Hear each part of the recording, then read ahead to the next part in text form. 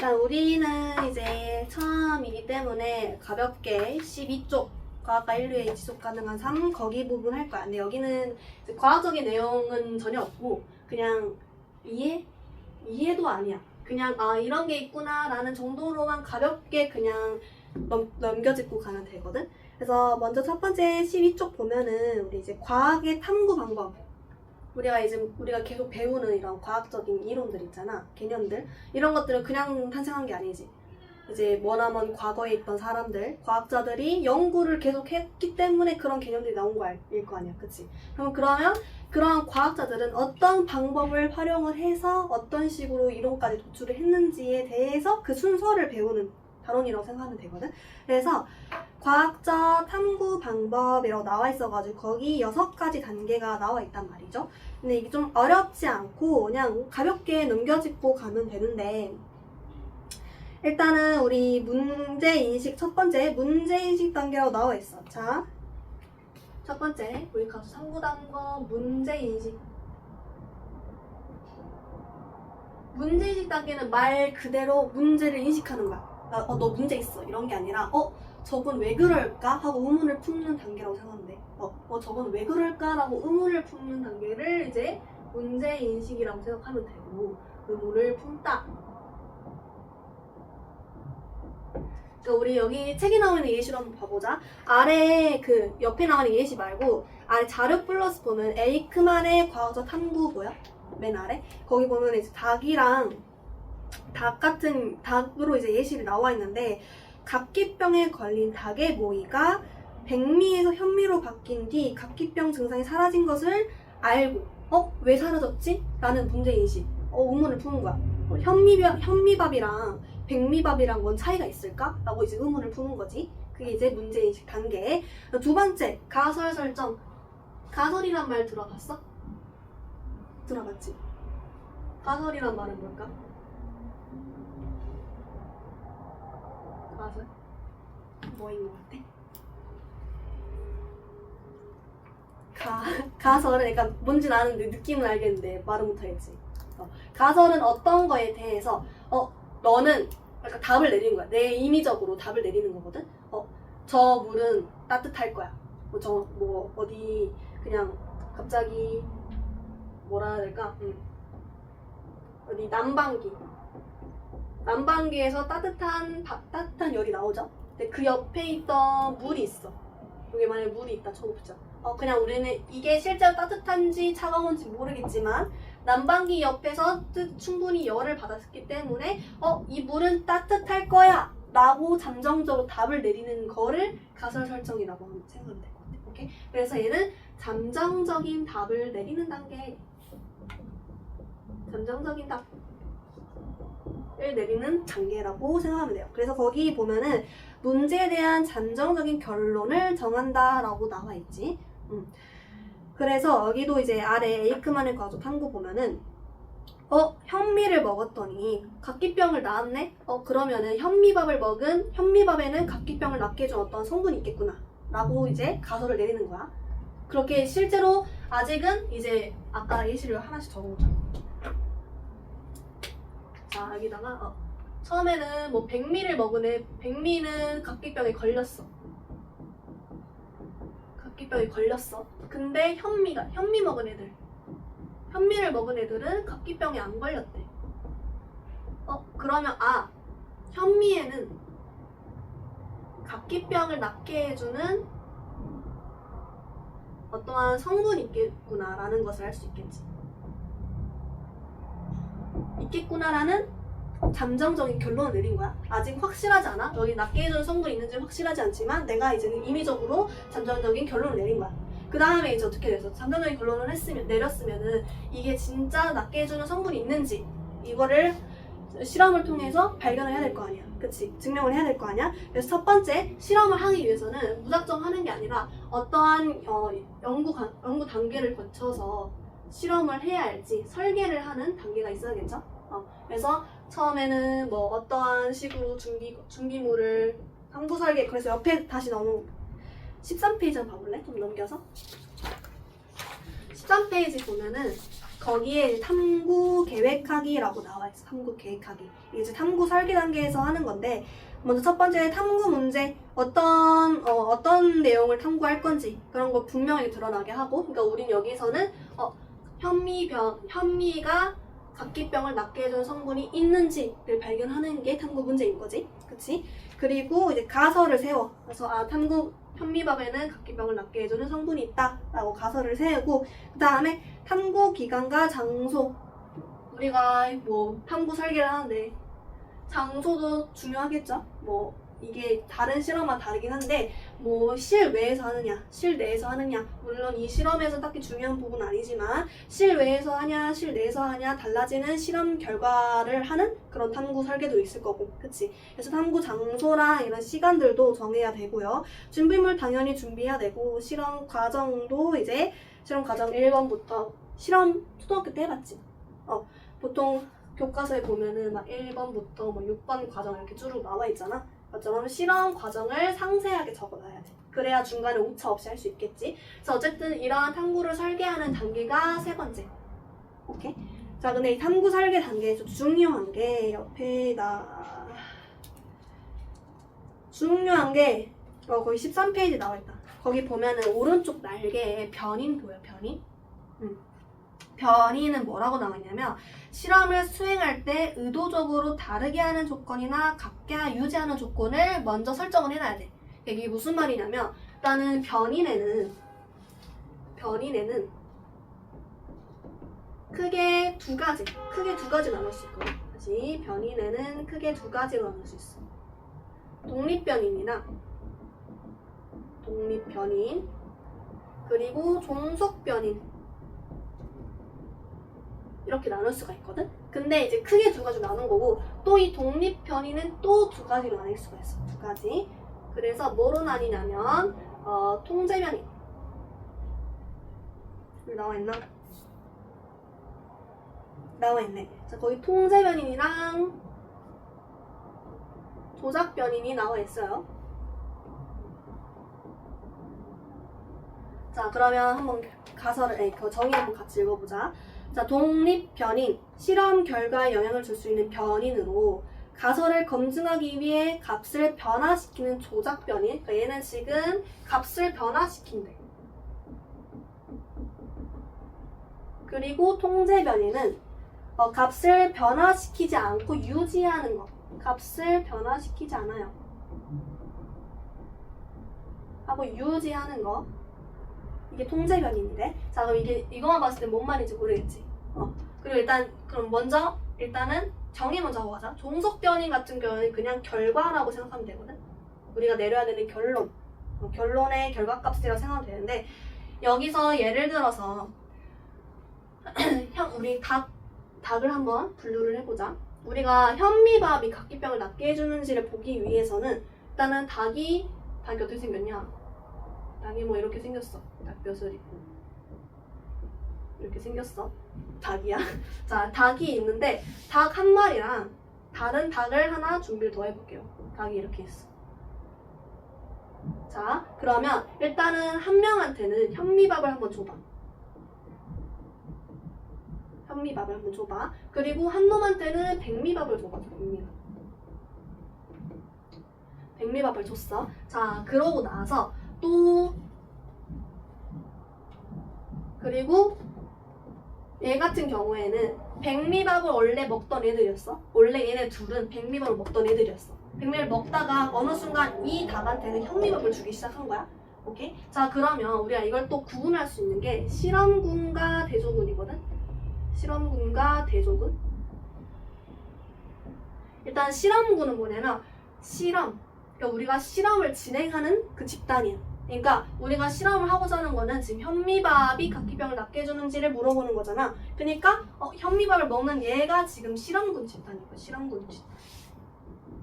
오케이? 어떤 임의적인 변화를 줘서 그 실험에 해당하는 결과값을 얻고자 하는 그 집단.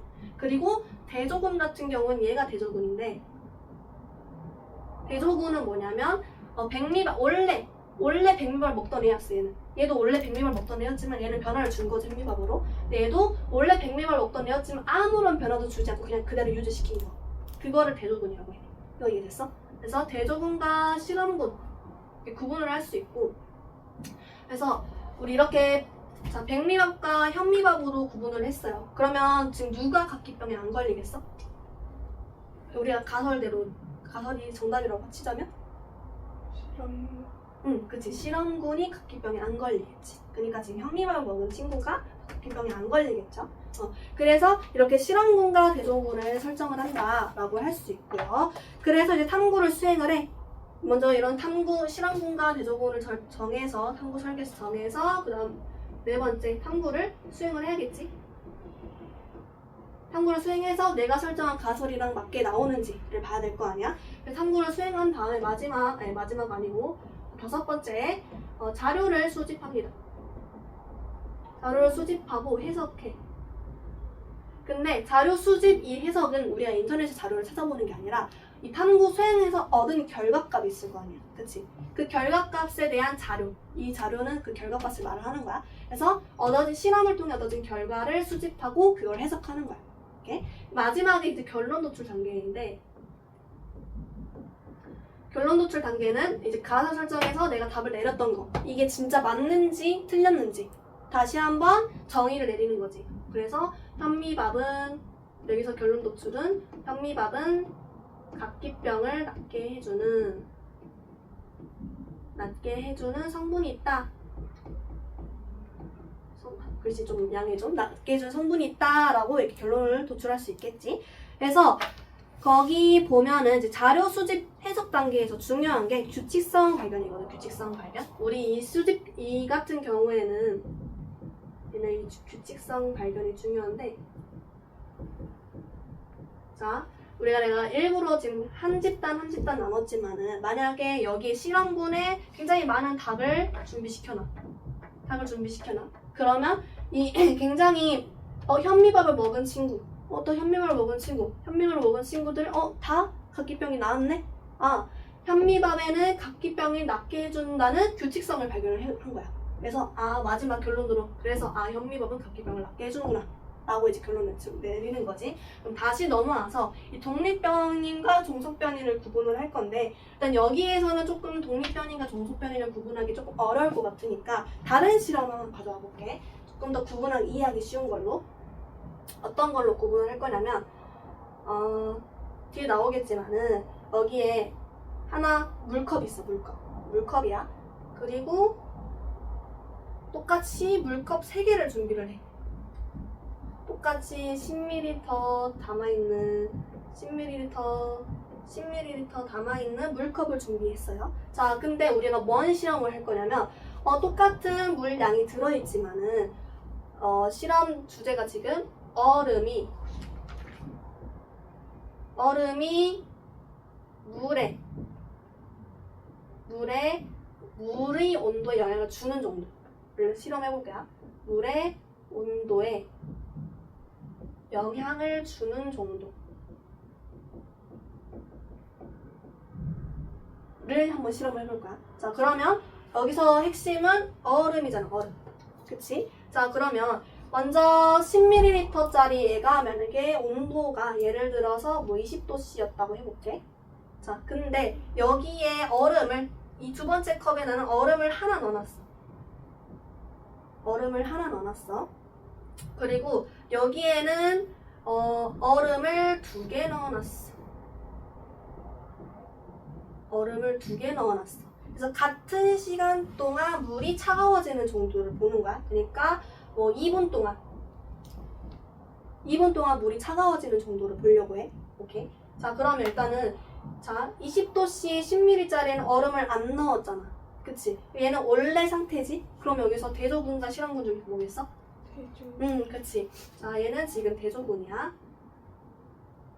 그럼 나머지 얼음을 넣은 얘는 뭐겠어? 얘네들은 실험군이야. 자, 그럼 우리가 이제 독립변인과 종속변인을 볼 건데, 일단은 통제변인, 값을 변화시키지 않고 유지하는 거라고 했어. 오케이? 자, 그러면 여기서 변화시키지 않은 요인이 뭐 있어? 물의 양. 물의 양. 그래서 여기서 통제 변이는 물의 양이 되겠지. 물의 양. 통제 변이는 물의 양이 되겠지. 이해됐어? 그리고 또 뭐 컵의 크기. 컵의 크기. 그리고 이것도 내가 지금 그림을 옆각으로 그려서 좀 그런데 얼음의 크기도 동일하게 했다 해볼게. 이렇게 얼음의 크기. 자, 그리고 나서 조작 변이, 값을 변화시킨 거. 지금 뭘 변화시켰어? 얼음의? 얼음의 개수. 그치? 얼음이 지금 2개니까 얘는. 그래서 얘는 값을 변화시킨 요인이 얼음의 개수야. 개수. 오케이. 자, 그랬더니 얘네들은 당연히 얘랑 얘 중에서 누가 더 빨리 차가워질까? 왼쪽, 오른쪽 중에서?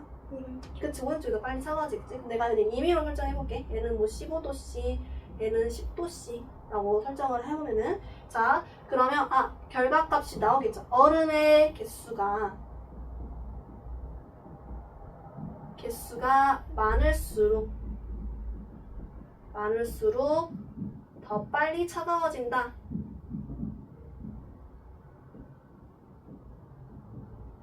차가워진다라고 결론을 내릴 수 있겠지. 결론 도출을 했어. 오케이? 결론 도출을 했어. 그게 바로 종속 변이야. 오케이? 그러면 종속 변이에 이걸 써야 되냐? 이건 아니야. 우리가 종속 변이에서 얻어진 결과, 이 변한 결과가 뭐야? 물의 온도지, 온도. 그치? 그래서 결국 최종적으로 변한 거는 물의 온도기 때문에 종속 변이는 물의 온도가 돼. 오케이? 이랬어? 응. 그래서 그렇게 설정을 해놓은 게 이렇게 독립 변인과 종속 변인을 언제 설정을 한다? 이 탐구 설계 단계에서 설정을 한다. 실험군과 대조군도 마찬가지 탐구 설계 단계에서 설정을 한다. 이렇게 6가지 과정을 기억하고 있어야 됩니다. 오케이. 그래서 나온 게 다 한 것 같아요. 이 12, 13페이지는. 그래서 좀 중요한 부분만 밑줄을 한번 그어봅시다. 일단은 문제인식 단계에서는 의문을 가지거나 문제점을 발견한다 라고 12페이지 자, 12페이지에 의문을 가진다라는 부분이 핵심 키워드입니다. 의문을 가진다. 그 다음에 가사 결정 단계는 잠정적인 결론을 정한다. 이 부분이 핵심 단어이고요. 그래서 자료 수집 단계랑 결론 도출 단계를 이제 뭐 문제를 풀다 보면 좀 헷갈려. 그래서 자료 수집 단계는 그게 좀 핵심이야. 규칙성을 발견한다. 그리고 또 막 우리가 정리해 놓으면은 표나 그래프 이런 것들로 과학은 좀 정리를 많이 해 놓잖아. 그래서 표나 그래프 이런 것들로 정리하는 것도 자료 해석 단계야. 오케이. 그리고 마지막 결론 도출은 그냥 실험 결론을 종합하여 결론을 내리는 거. 그래서 자료 수집 단계에는 그 표랑 그래프 동그라미 해놓고 규칙성 발견 이런 것도 동그라미 해둡시다. 그 다음에 이제 13페이지 한번 넘어가 볼래?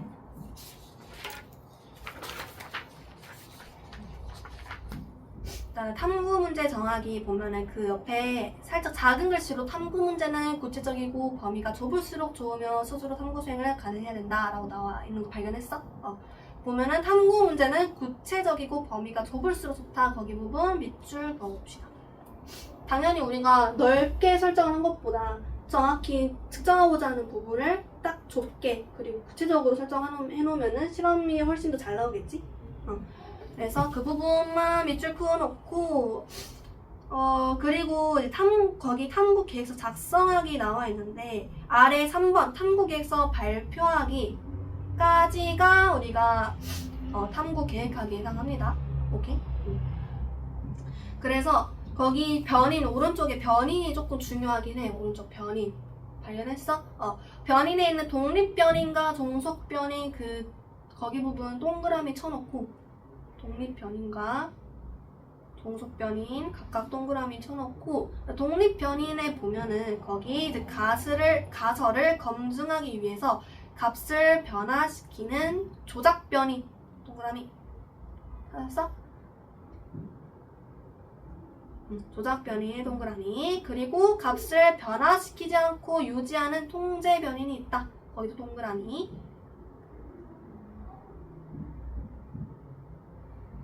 그 다음에 종속 변인, 조작 변인이 변함에 따라 함께 변하는 변인, 측정 또는 관찰하고자 하는 결과에 해당한다. 그래서 종속 변인은 결과의 동그라미 치면 좋겠죠?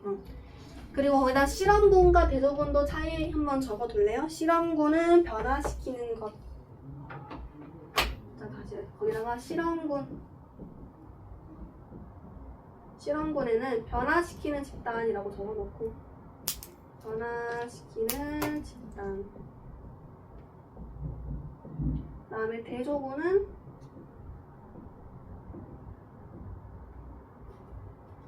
변화를 주지 않는 집단.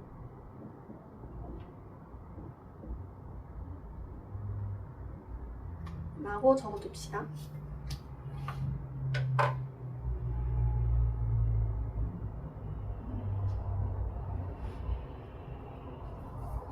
오케이, 그럼 아래에 있는 개념 빌드업 4문제 한번 풀어볼까요?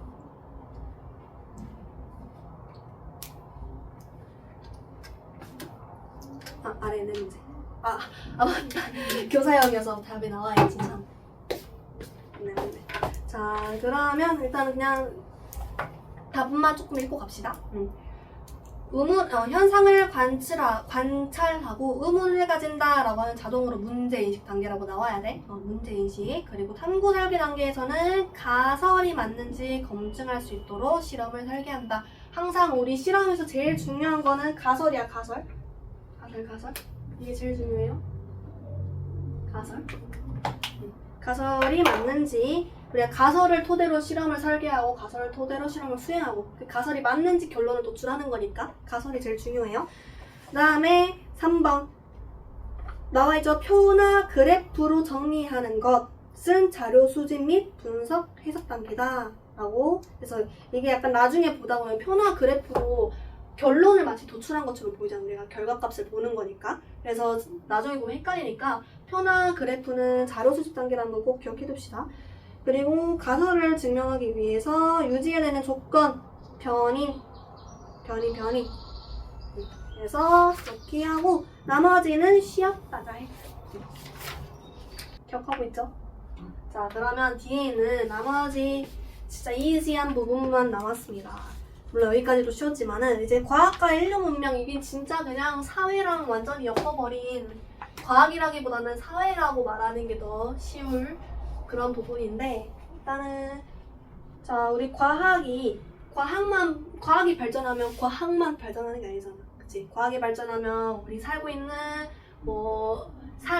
이런 삶들도 나아지고, 또 과학이 발전함에 따라서 건축 이런 것도, 건축 기술 이런 것도 발전되고, 그리고 우리 흔히 드론 아트 이런 거 있잖아. 그래서 우리가 아트도 그냥 우리가 단순히 옛날에는 그림으로 표현을 했다면 이제는 기계를 이용해서 이런 아트를 만드는, 어쨌든 과학이 발전함에 따라서 여러 가지 것들이 우리 인류에서는 많이 발전을 한다라는 내용이 적혀 있는 부분이야. 여기는 정전기.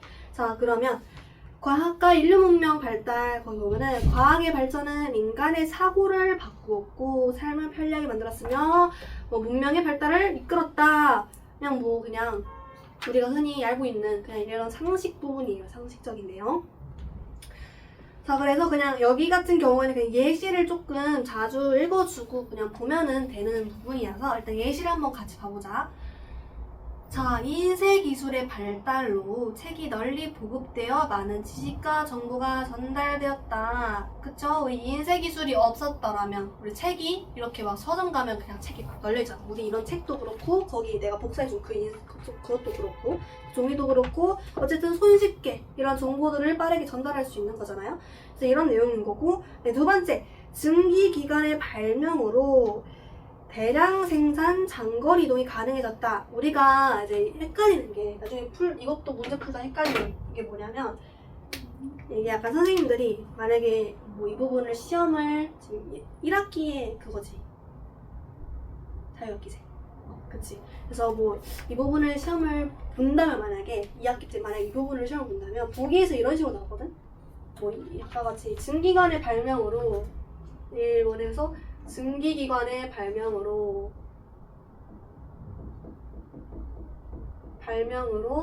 대량 생산이 가능해졌다.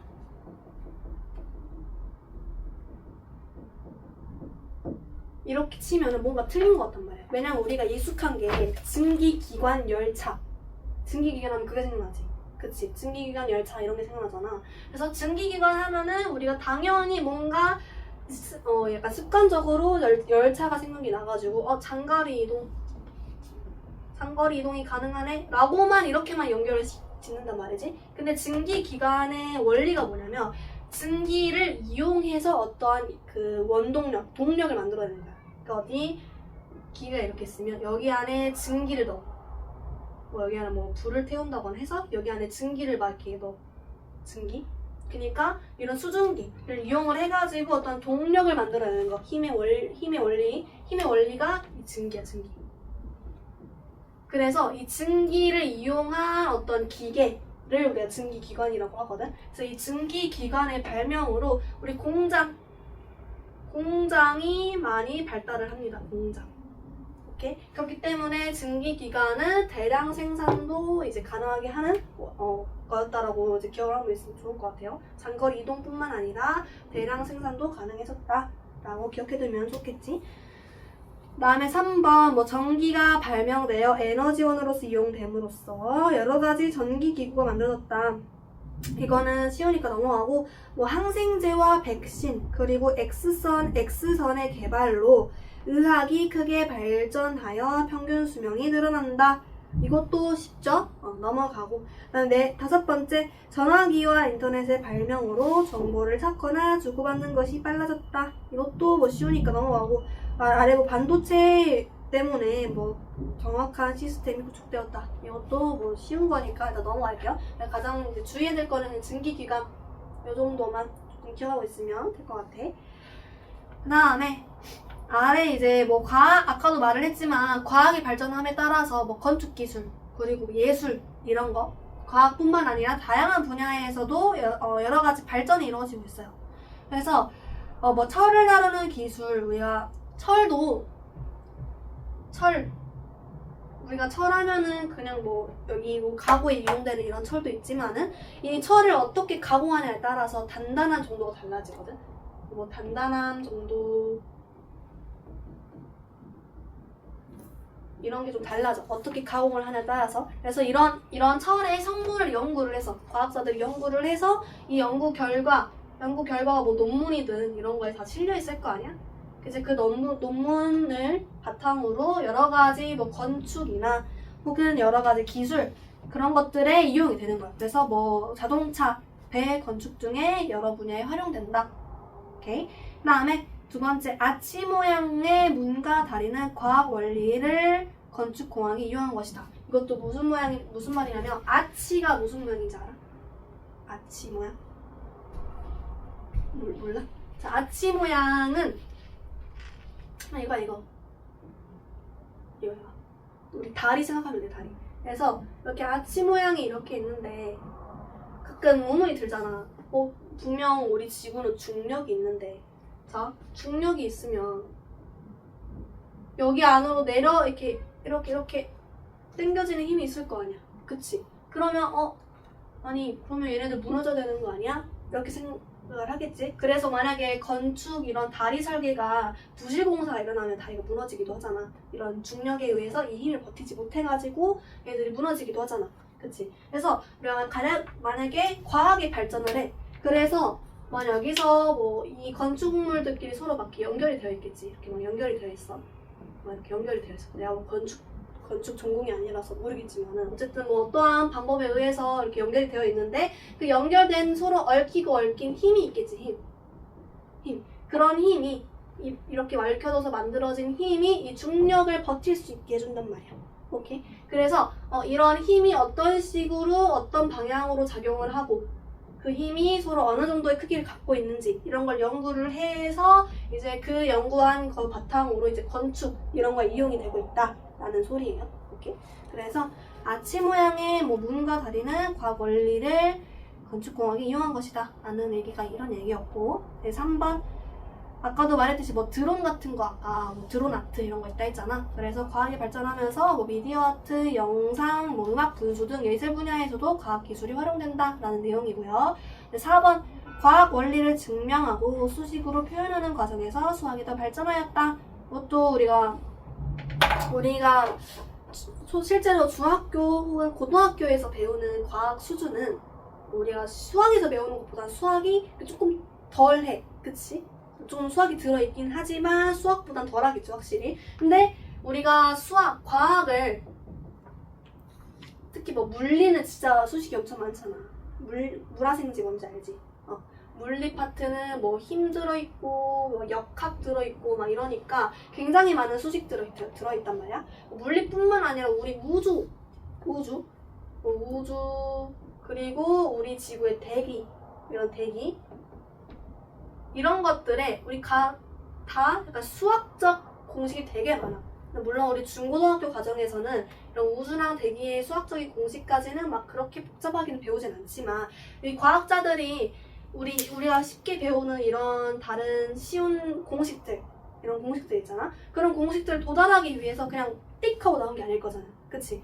엄청 뭐 1년에 엄청난 뭐 수식 과정을 거쳐가지고 정리한 게 우리가 배우는 간단한 식인 거지. 그치? 간단한 식. 그래서 이거를 하나를 증명하는 과정에서 굉장히 많은 수식들이 오가기 때문에, 수학적 수식들이 오가기 때문에 과학이 발전하면서 수학도 발전한다 라는 내용이에요. 오케이?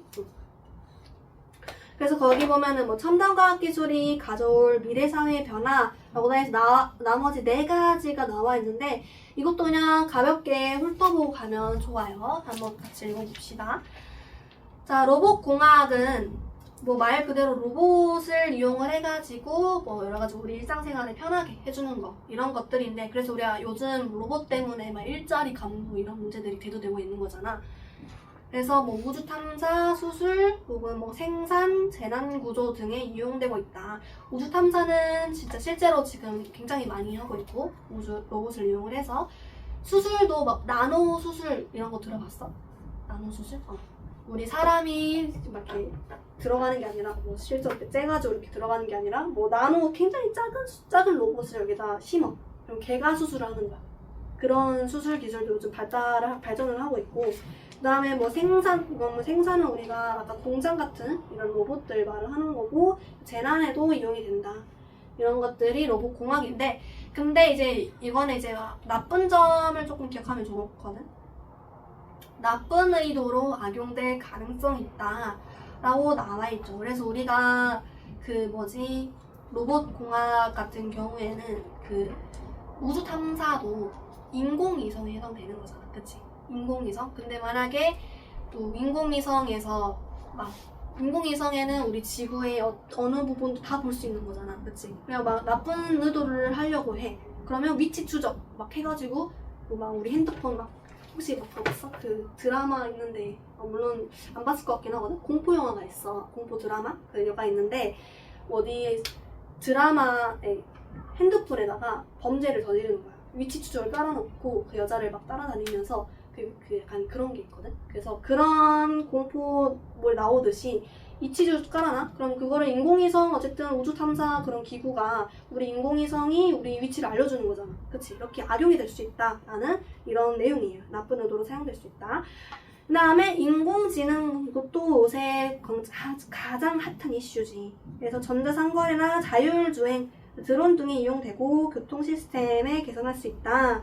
이것도 마찬가지로 일자리 감소라는 나쁜 점이 있고, 그리고 사생활 침해 등의 문제가 발생할 수 있다 라는 문제가 있겠죠. 생명공학은 말 그대로 우리가 코로나 터졌을 때도 빠르게 백신이 이런 게 나왔잖아. 그치?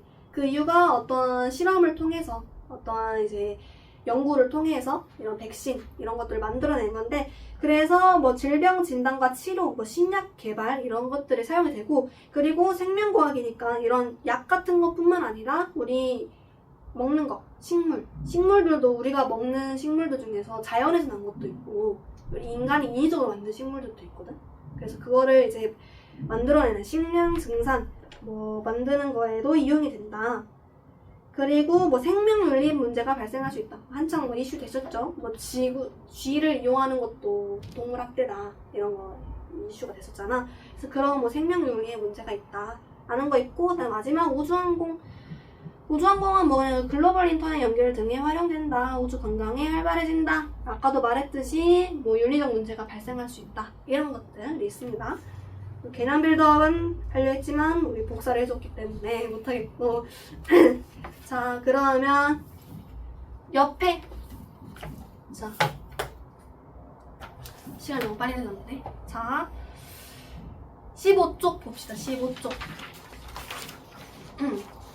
15쪽 보면은 거기 막 네모 박스 여러 가지 있잖아. 17개 정도 있거든. 자, 거기에서 중요한 게 뭐냐면 이 그림 밑에 여기 지속가능 발전 목표 보여? 거기에 우리나라에서는 17개의 지속가능 발전 목표를 위와 같이 4개 전략으로 구분하였다. 이 부분이 여기서 제일 중요하거든. 그러니까 무슨 말이냐면 전 세계적으로 지속가능 발전 목표를 17가지로 나눴어. 근데 지속가능 발전 목표가 뭐냐면 거기 나와있듯이 지속가능 발전은 현재 세대가 발전하더라도 미래 세대가 이용할 환경과 자연을 훼손하지 않는 발전을 말을 하거든. 그러니까 우리 그래서 지금 일반 가정에서 많이 사용되는 게 뭔지 알아? 뭐 있는지 알아? 태양 발전. 그래서 막 주택 이런 거 보면은 위에 이렇게 태양 발전들이 이렇게 있잖아. 태양 발전 봐봤지? 태양 발전기. 그치? 태양열 발전기가 지붕이 아파트가 이렇게 있으면 여기 이렇게 일렬로 여러 가지들이 이렇게 태양열 발전들이 이렇게 있잖아. 그치? 이런 태양열 발전뿐만 아니라 뭐 여기 어디 뭐 평지 이런 데 가면은 이런 풍력들도 있어. 바람개비처럼. 그래서 이렇게 바람을 이용해서 얘네들 돌면은 이 도는 힘에 의해서 우리가 에너지를 얻는 이런 풍력 발전도 있고, 그리고 뭐 추가적으로 뭐 다른 것들 굉장히 많은데 뭐 바다, 육지가 있고 바다가 이렇게 있어. 그럼 여기 아래에도 뭐 파력 발전을 하나 넣어놔. 파력 발전은 뭐냐면 파도에 의해서 흘러가는 물의 힘이 있을 거 아니야. 그치? 이 물의 힘을 이용해서 에너지를 얻는 이런 파력 발전. 어쨌든 얘네들의 공통점이 뭐야? 우리가 인위적으로 얻어낸 것들이 아니라 자연, 태양열, 그리고 바람, 바다의 힘, 흐름, 이러한 자연적으로 얻어진 어떤 흐름에 의해서 얻어진 힘이잖아. 그치? 그래서 뭐 태양열은 우리가 갑자기 어느 순간 쭉 사라지는 게 아니고 맨날 아침 눈 뜨고 보면 있고, 그리고 100년 뒤에도 1000년 뒤에도 있는 게 태양열이잖아. 바람도 마찬가지, 바다도 마찬가지. 그러니까 항상 자원을 잃지 않고 계속 쓸 수 있는 자원이다라고 해서 그런 것들이 발전되고 있다. 우리가 이거를 그래서 우리가 이제는 이거를 통틀어서 신재생에너지라고 말을 해. 신재생에너지. 들어봤지? 신재생에너지. 그래서 이런 신재생에너지가 지속가능 발전에 이제 해당할 수 있겠죠. 그래서 우리가 지금 가장 이제 인류가 직면한 에너지 환경 문제 보면은 맨 위에 1번 화석 연료 사용 증가로 환경이 오염되고 기후가 변화하여 생태계가 파괴되고 있다 라고 나와 있는데, 이거는 이제 중2 때 배우는 내용이거든. 중2 때 이제 화석 연료 사용 때문에 왜 기후가 변화하고 왜 생태계가 파괴되고 이런 것들을 중2 때 좀 더 자세하게 배워. 그 이유에 대해서 배우고, 어쨌든 화석 연료 같은 경우에는 이산화탄소거든. 이산화탄소.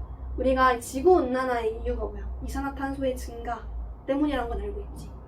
그치. 뭐 공장에서 나오는 매연 이런 것들에도 이산화탄소가 많이 들어있거든. 그래서 우리가 공장의 개수가 늘어나면 늘어날수록 우리 지구는 아파한다라고 얘기를 하잖아. 그래서 이런 이산화탄소의 양이 증가하면 할수록 우리가 지구온난화가 심각해지는데, 우리 공장은 뭐 이런 신재생에너지, 뭐 원자력 발전소가 아니고 그냥 우리 화석 연료를 사용하는 그런 공장이면은 굉장히 많은 매연을 발생을 시킵니다.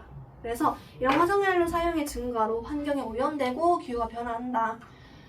그리고 과도한 개발과 도시화 그리고 산업화로 자원이 고갈되어 가고 있다. 그래서 이것도 자원이 고갈된다라는 얘기는 지금 자원이 한정적이라는 얘기지. 화석 연료 같은 경우에 화석 연료는 지금 석탄, 석유 이런 거잖아. 그치? 석탄이랑 석유? 석탄이랑 석유 어떻게 생기는지 알아?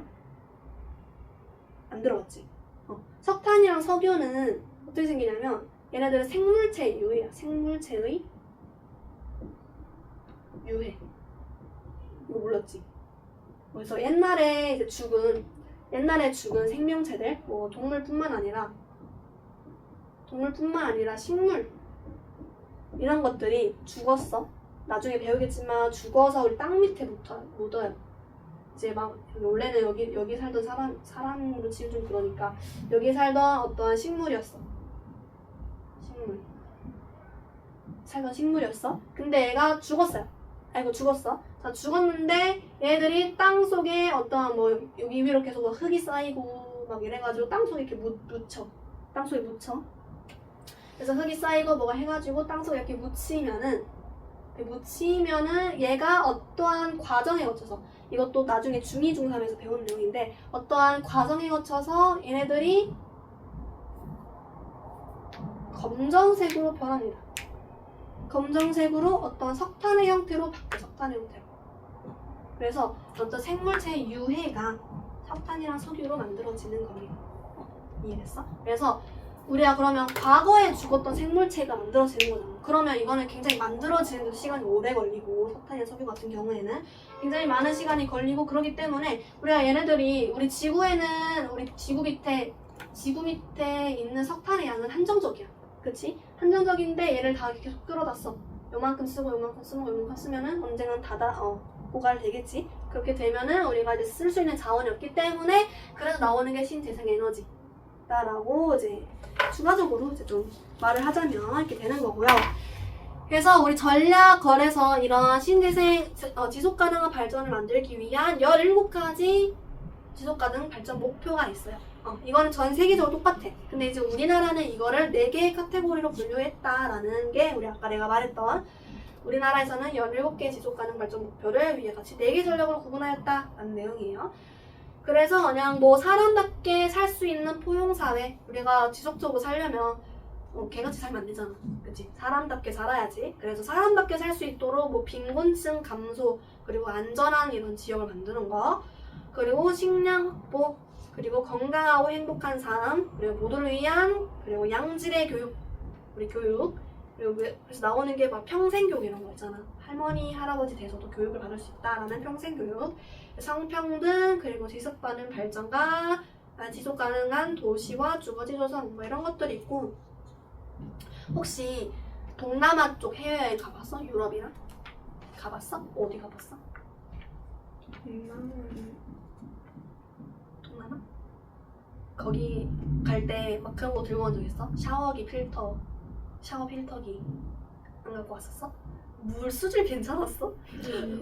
안 괜찮았지? 그치? 막 머리 감았는데 머리 완전 뻣뻣하고 막 그러잖아. 그치? 우리나라는 좀 복 받았어. 물 수질이 엄청 좋은 편인데 일본까진 괜찮아. 일본까진 괜찮은데 그 동남아나 유럽 쪽 가면은 물 수질이 진짜 그렇게 별로거든? 그래서 거기에는 이제 막 석회암 이런 것들이, 석회수 이런 것들이 막 섞여서 나오기 때문에 수질이 진짜 별론데 우리가 봐봐. 만약에 우리가 평소에는 그냥 집에 있는 샤워기만 틀면 굉장히 깨끗한 물이 나오잖아. 뭐 아무 식당 들어가도 깨끗한 물이 나오고. 그래서 우리나라는 굉장히 이제 복 받아가지고 깨끗한 물이 잘 나오지만은 우리가 늘 깨끗한 물을 끼고 살았어. 그러다가 해외여행 가면, 특히나 한국인이나 일본인들이 해외여행 가면 불편함을 크게 느낀다는 거잖아. 우리는 늘 깨끗한 물을 사용하고 있는데 해외만 가면 물이 더러워. 물을 못 먹어. 그래서 뭐 막 가이드 끼고 가면은 해외여행 갈 때 가이드랑 같이 다니면은 가이드가 막 그러거든. 막 저쪽 가게는 물이 더러우니까 먹지 마라. 저쪽 가게는 뭐 생수를 사용한다. 그래서 물이 깨끗하니까 저기 걸 먹어도 된다. 이러면서 그 해외여행 사람들, 우리나라 같은 경우에는 해외여행 가면은 가게도 조심히 들어가야 돼. 그래서 약간 수질이 진짜 중요한데 우리 삶에 있어서. 그래서 그런 건강하고 안전한 물 관리 정말 필요하겠죠. 그래서 우리나라 사람들 해외여행 가서 잘못 먹으면 배탈 진짜 잘 나. 물 때문에. 물 때문에 배탈이 진짜 잘 나. 혹시 나중에 동남아나 유럽 쪽 가면은 물 조심해. 알았지? 무조건 생수 사다 먹어야 돼. 생수. 그 다음에 뭐 에너지에 친환경적 생산과 소비, 그리고 기후변화에 대응하고 해양 생태계를 보존해야 되며 육상 생태계도 보존을 해야겠지. 내가 계속 지속적인 이런 자원들을 사용할 수 있으려면. 그리고 뭐 혁신적 국민의 삶의 질 향상, 뭐 이런 법적 이런 것들도 마련을 해야 되고, 법 관련된 것들도 일자리 같은.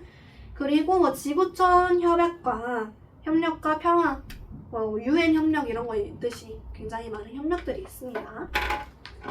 자, 그래서 뭐 이런 것들이 있고, 그래서 뭐 개인의 실천 방안, 뭐 사회적 실천 방안 이런 거 막 학교에서 공모전 하지 않나? 막 안 하나? 포스터 만들기? 그치? 막 지구온난화 아프다, 우리가 개인으로 실천할 수 있는 방안이 뭐가 있을까? 뭐 포스터로 막 대중교통 타자 막 이런 거 만들잖아, 그치? 그래서 뭐 대중교통 이용하기, 물 절약하기, 쓰레기 줄이기, 뭐 재활용품 분리수거하기 뭐 이런 것들. 그리고 사회적 실천 방안은 뭐 정책 마련하고, 뭐 재생 가능한 신재생 에너지 사용하고, 환경 보호하고, 탄소 배출량 감소시키고 이런 것들이겠죠. 그래서 뭐 그 정도만 기억하고 있으면 됩니다. 그래서 아래에 있는 개념 빌드업도 일단 넘어가고요. 그럼 뒤에 있는 이것도 답이 나와 있겠네. 그러면 그치? 16쪽인가? 16쪽 또 답이 나와 있네. 다음 주엔 책? 다음 주 아니지, 내일 책 준비해 올 수 있어? 할 수 있어? 그럼 내일은 책을 준비해 봅시다. 이렇게 답이 좀 나와 있으면 곤란해버려. 오케이? 여기 학생용이 없었어가지고. 자, 그러면 탐구계획서를 작성하기 보면은 아까 지웠구나. 아까 내가 얼음이 얼마 정도 들어있는지에 따라서 물의 온도가 달라지는 정도를 나타냈잖아. 아까 내가 예시로 보여준 거는. 근데 여기 있는 실험 약간 다르거든. 약간 다른데 뭐가 다르냐면 차이점 혹시 발견할 수 있어? 실험 보면은 아까는 얼음 하나랑 얼음 두 개였는데 이번에는 뭔 차이가 있어? 시간 말고 그 얼음 자체를 한번 잡을래? 얼음 자체? 얼음이 좀 변화가 생겼어. 아까 내가 보여준 예시랑. 그치. 큰 얼음이랑 작은 얼음. 이번에 얼음의 크기를 좀 다르게 했네. 근데 문제가 지금 물이 차가워지는 시간은 얼음의 크기에 따라서 어떻게 달라질까 있는 거야. 또 한번 같이 해보자. 나는 얼음의 크기에 따라 물의 온도, 시간에 따른 물의 온도. 그래서 시간에 따른 물의 온도는 어떻게 변한가? 이거를 알아보고 싶은 실험이지. 자, 아까 첫 번째, 아까처럼 똑같은 컵 3개를 준비해. 오케이. 그 다음에 똑같이 여기다 똑같은 양의 물을 넣어. 여기 얼마 정도 넣었나? 100ml 넣었네, 100ml. 자, 여기다 100ml 물을 넣어요, 100ml 물. 똑같이. 그 다음에 유리컵 3개에 20도, 잠깐만. 얼음이 100ml구나. 여기에는 300ml 넣었네, 300ml. 자, 300ml짜리 물을 여기다 다 넣어. 넣은 다음에 이게 다 20도씨래. 20도씨야. 자, 일단 물 3개를 딱 준비시켜놔. 그리고 나서, 자, 여기다가 얼음틀에다가 여기다가 물 100ml를 넣어.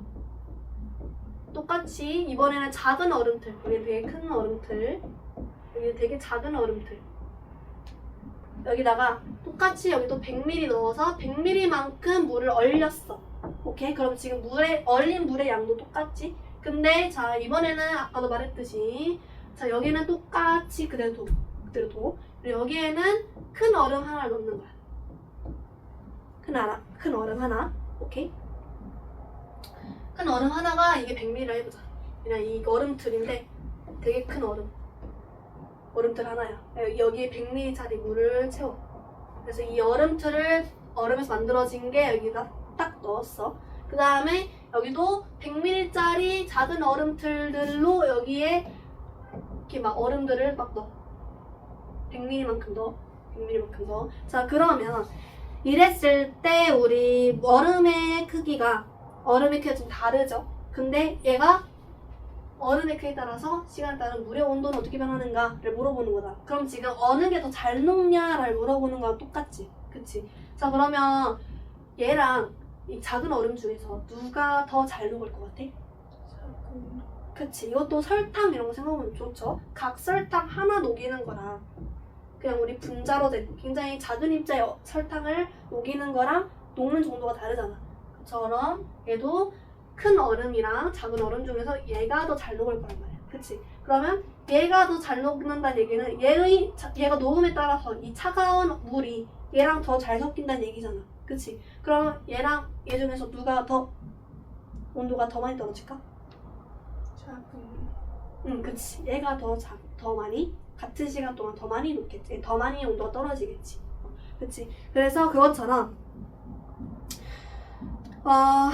얼음의 이제 가설을 여기다 세웠네. 얼음의 크기가 작을수록 물이 빨리 차가워질 것이다 라는 가설을 세워놓고 이제 실험을 진행을 한 거야. 자, 그러면 여기서 우리가 찾아야 되는 게 뭐냐면 아까 말했던 변인들 크게 뭐가 있었냐면 독립변인이랑 종속변인이 있었어. 그리고 독립변인은 조작변인이랑 통제변인이 있었어. 자, 그러면 조작변인은 뭐였어? 조작변인? 모르겠어. 앞에 가보자. 한번에도 보는 게 기억하기 쉬우니까. 조작변인은 뭐였어요? 값을 변화시키는. 그치? 값을 변화시키는 거잖아. 변화. 그러면 여기서 변화 준 거 뭐야? 이 실험에서 변화를 준 건 뭐야? 얼음의 크기. 우리가 얼음의 크기에 따라서 달라지는 정도를 보기 때문에 얼음의 크기가 다르죠. 얼음의 크기. 그러면 통제변이는 뭐야? 통제변이는 조작변이를 변화시키는 요인이었다면 통제변이는 변화를 시키지 않는 요인이잖아. 그치? 그러면 얘는 여기서 변화시키지 않는 요인 뭐가 있어? 굉장히 많아. 물의 양. 그리고 얼음의 양. 얼음의 부피라고 하는 거죠. 얼음의 부피. 그리고 처음 물의 온도. 그치? 처음 물의 온도. 처음 물 온도. 이런 것들이 있겠죠? 또 추가적으로 말하자면 컵의 크기 이런 것들이 있겠다. 그럼 종속변이는 뭐야? 결과값이잖아. 결과값. 우리가 최종적으로 뭘 보고자 해? 지금? 시간에 따른 물의 온도를 보고자 하잖아. 이게 바로 종속변이에요. 그래서 시간에 따른 온도 변화. 이게 바로 종속변이에요. 그래서 종속변이는 결과값으로 보고자 하는 거. 그리고 조작변이는 변화시키고자 하는 거. 그래서 우리가 얼음의 크기에 따라서 어떻게 달라지는지 이런 거. 그래서 통제변인 나머지, 조작변인 위에 나머지 것들을 다 적으면 되겠지. 오케이? 그래서 이런 것들을 우리가 실험 하나 딱 지어주면 이런 거 찾을 수 있어야 돼. 조작, 통제, 종속변인 이런 것들. 자, 그러면 아래 16쪽 맞아. 다 풀어져 있지? 다 풀어져 있지, 참. 자, 그러면 한번 그냥 같이 한번 봐보자. 문제만. 문제 아래. 위 탐구에서 가설을 검증하기 위해 다르게 해야 하는 조건은 무엇인지 쓰시오. 아까 찾았잖아요. 조작변인 얼음의 크기. 그치? 그 다음에 위 탐구에서 측정해야 하는 값에 해당하는 것은 측정해야 하는 값. 그러니까 지금 우리가 발견해야 되는 결과값이기 때문에 시간에 따른 온도 변화라고 나와 있는데 거기는 이제 그냥 물의 온도라고 나와 있네. 물의 온도. 그 다음에 3번. 위 탐구에서 탐구 문제를 이거는 바뀌었어. 아예 탐구를 바꾼 거야. 탐구 문제를 얼음이 녹는 시간은 물의 양에 따라 어떻게 달라질까? 라고 나와 있어요. 자, 그러면 지금 얼음이 녹는 시간을 보고 싶은 거야. 물의 양이 달라진 거지. 지금 얘랑 수렴이 달라진 거야. 얘는 물의 양은 동일시 했는데 얘는 지금 물의 양에 따라서 얼음의 녹는 정도를 보고 싶은 거잖아. 그러면 이 실험 같은 경우에 또 그림을 하나 그려보자면은 하나는 작게, 하나는 좀 중간 정도, 하나는 좀 더 많게, 이런 식으로 물의 양을 조절을 시킨 거지. 그래서 물의 양을 조절을 해서 얼음이 녹는 시간을 본 거야. 그래서 투명 유리컵을 사용하지 않는다 라고, 우리가 여기다 얼음을 이렇게 넣을 텐데 투명 유리컵을 사용하지 않고 너 검정색 컵을 사용해. 그럼 얘가 녹는지 안 녹는지 발견할 수 없잖아. 그치? 투명 유리컵을 사용해야겠죠? 시험을 잘 보려면. 그래서 기억 틀렸고. 니은 얼음의 크기는 모두 동일해야 된다. 우리가 얼음의 녹는 시간을 봐야 되니까 얼음 같은 물의 양도 다른데 얼음의 크기마다 달라지면은 뭘 보고자 하는지 정확히 알 수 없겠지. 그치? 얘처럼 얘는 얼음의 크기에 따라서 달라지는 정도인 거고 얘는 물의 양에 따라서 달라지는 정도니까 물의 양만 조작 부위를 놔둬놓고 나머지는 다 동일시 해주는 거야. 그렇지? 그래서 물의 양만 조작 변이로 놔둬놓고 나머지 얼음 같은 경우에는 통제 변인으로서 동일시한다. 그래서 니은도 맞는 보기. 이해됐어? 지금 가설을 검증하기 위해서 다르게 해야 하는 조건은 물의 양이다. 다르게 해야 하는 조건은 아까 조작 변인이었고 그게 아까 다르게 되는 조건. 맞죠? 응. 그래서 니은 지금 맞아가지고 4번이 답이었어요. 오케이. 그러면 거기 내가 뒷부분은 숙제를 인쇄를 안 해뒀는데 숙제를 하긴 해야 되거든요. 그래서 내일까지 우리 시간이 몇 시간 안 남았으니까 조금만 해줄게. 뒤에 사실 문제가 별로 없긴 한데 딱 한 장 18에서 19쪽까지 그래서 1번부터 11번까지만 일단 맛보기로 한번 풀고 와주세요. 내일까지.